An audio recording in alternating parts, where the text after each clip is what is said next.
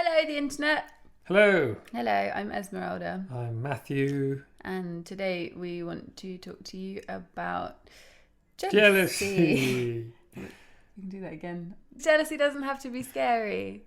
We did a workshop a few days ago at a festival. We did an initial sharing, and a lot of people talked about how they wanted to get beyond their jealousy and, kind of beat it into submission so that it would be defeated and they'd be free from it from forever on. Never feel it again. Never to be seen again. Just like transcend jealousy. Bosh. Done. Happy life, therefore, after. This might not work. If it does, good luck to you. If it does, let us know, Yeah, let us know the secret. because it's never worked for We'll us. do a video about that. We will. You can do a video maybe. But We'll interview you. yes, the thing that we tend to do more is to try and come into relationship and maybe even make use of it with the idea that jealousy is pointing to some other needs or emotions lying beneath the surface. Yep.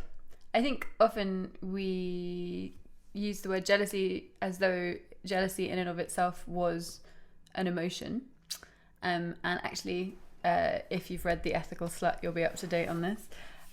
It's not really. It's kind of more of a collective of lots of different feelings, and we spread this blanket over it of jealousy and or envy. We use this word jealousy. What more specifically do we mean by that? In that moment where we feel, oh, I'm feeling really jealous. Okay, what actually is that? Am I feeling upset? Am I feeling sad? Am I feeling angry? Am I feeling frustrated or lonely? Am I feeling longing? And this can really help to then point us towards what the need is that we might be missing out on. And an example that I gave in the workshop was when we were at the festival and I saw you dancing with someone else. Surely not. Heaven forbid. And I had a little pang of wanting to be that person or wanting to be in the mix of that and wondering what you're doing dancing with someone else. And I then used it to tune into myself and be, okay, what's the feeling I have there? And really the feeling that I had was a sense of longing for connection. And actually that just became a pointer for me to connect more with myself. And so whereas before that I was on the dance floor just moving a bit more mindlessly without thinking about it or without really feeling it fully, in that moment I realized, oh, actually, I want to feel some connection, and actually I can do that with myself in this moment. That actually feels really nice. So I moved more mindfully, more in relationship to myself, and it was really nice. And it was like, oh, okay, like actually I'm really glad that little pang of jealousy came in there, because it pointed me towards more something that I was needing. So true. So often when I feel or have felt jealousy about things in the past, I've realised that it's because I've fallen out of relationship with myself and I've stopped kind of paying attention to myself and to the things that I can do for me that make me feel good. And so actually nowadays when I feel jealous, I'm not going to lie and say I'm immediately like, oh, I'm so grateful for this opportunity. Because often in the moment it's quite intense and quite uncomfortable. But it is a doorway, and I think quite often emotional doorways, they are quite uncomfortable because they kind of need to be to get, it's like the doorway through to your stuff and to what's going on underneath is often a bit sticky and a bit tricky. And it's nearly always like, oh, I'm not taking care of myself right now. Or like, oh, I'm not looking after some part of myself. And so it can really be a signpost towards, what I can do in that moment to do those things and to love myself a little bit more. It's a real kind of a magic bullet for self-connection, jealousy. And the practice I find in those moments is what did I tell myself when I was feeling balanced and centered about this feeling when it starts to come up? Because you're like, you say, we're not necessarily going to be instantly feeling like, oh wow, I'm so glad this is here. Relief, I've jealousy. been waiting for you all day. So there might be a bit of resistance there. So it's just kind of a memory and a tactic just to say, oh, okay, there might be an instinct to resist this emotion, to put it away, or even maybe blame if there's another person involved, to project towards them and say, oh, I'm jealous because she's dancing with another person. She shouldn't be doing that. So easy and so human. Yeah, so just in those moments to remember, oh, okay, what is this feeling? And to use it to dig deeper into ourselves.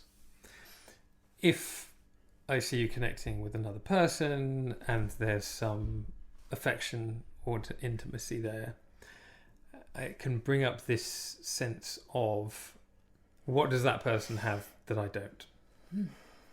And another thing that came out of our workshop that we were talking about was often jealousy at its root can boil down to two things. One of which is, I'm not enough and that person is more, and ultimately like I'm not okay as I am. Mm-hmm. The other one is that fear of abandonment, essentially. So if I see you going and connecting with someone else, there's this primal fear of like, ooh, both maybe I'm not good enough to kind of be in the mix of that, and if that's the case, then ultimately I'm scared that I'm going to be on my own. Yeah. And it's something that the more we talk to people about this, the more we see that kind of everyone has this stuff in them. Like, it can be quite an isolating feeling, and I think there's a lot of shame that we get tied up in feeling jealous. Like, it's like, particularly in our sort of like hippie kind of spiritual worlds, it's like, oh, jealousy is so unenlightened, like I've transcended jealousy. And I think actually it's just super duper common. Like, it's something that we all have, most of us anyway, unless we had perfect parents, which again, if you did, cool, make a video. We'd be really interested to hear about how that went. But also the shame of not being enough. This is the thing. Like, we all have this fear of being abandoned and this fear of not being enough, and they're very enmeshed. I think the two of them. It's like, I'm not enough, therefore you're going to abandon me.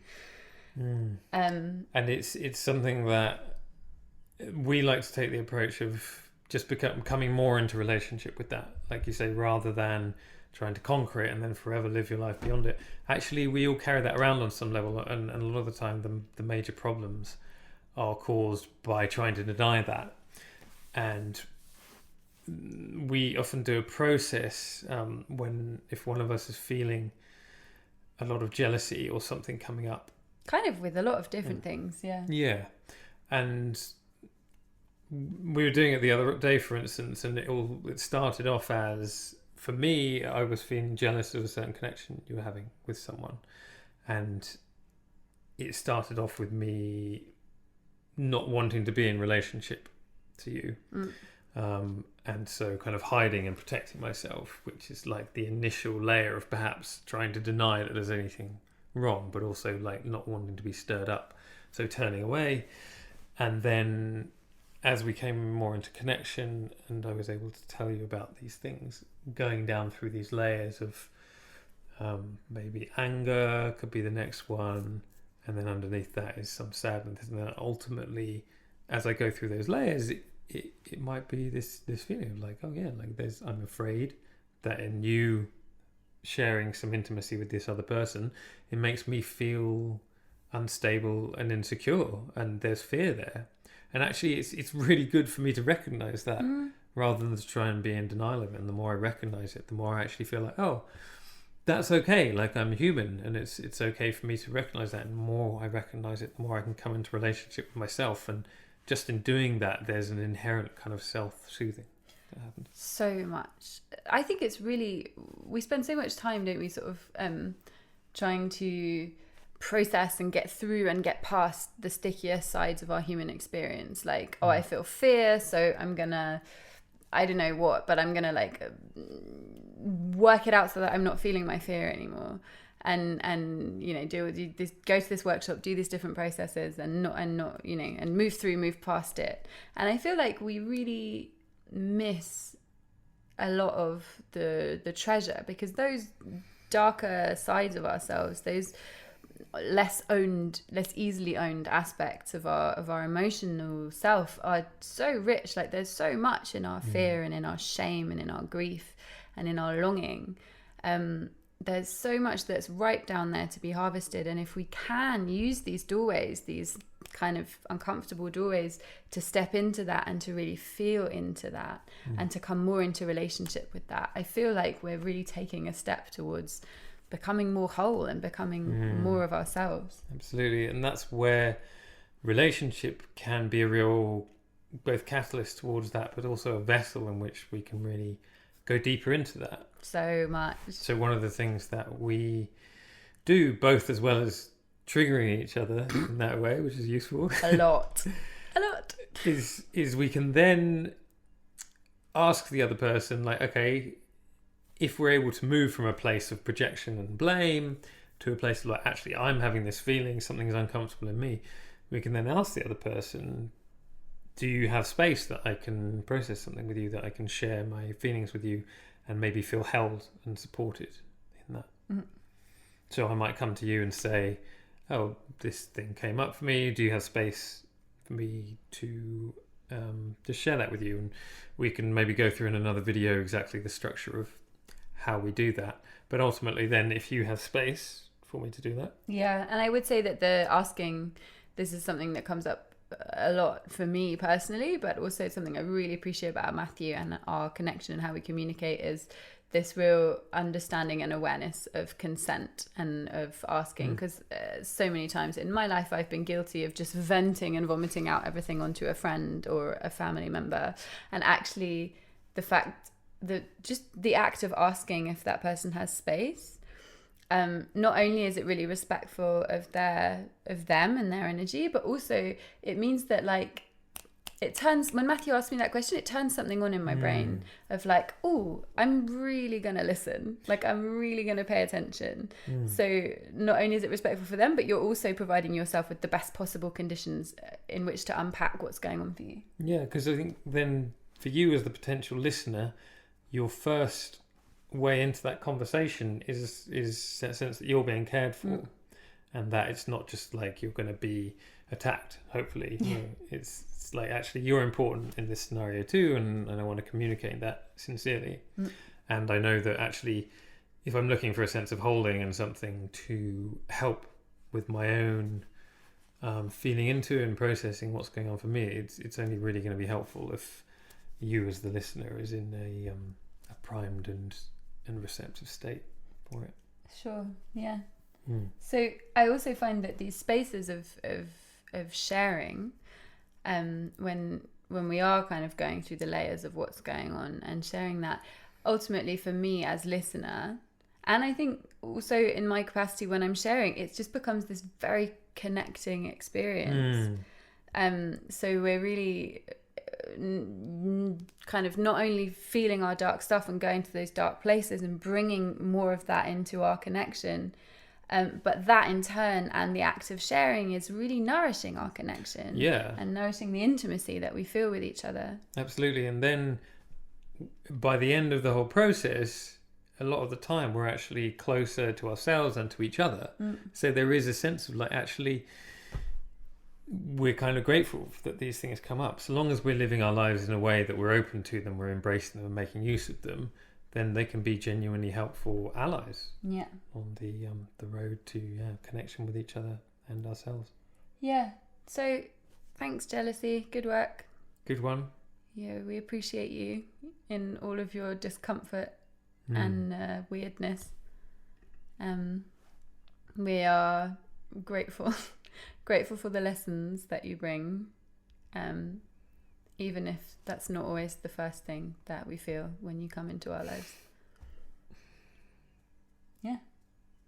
Sweet. Thanks for listening. Thank you. And see you next time. If you liked this, let us know, and we'll make more, because we've got lots of ideas. Buckets. So much of stuff we've learned in our 3 years together. And if you have any specific questions, please let us know, and we will do our best to give you some clear answers.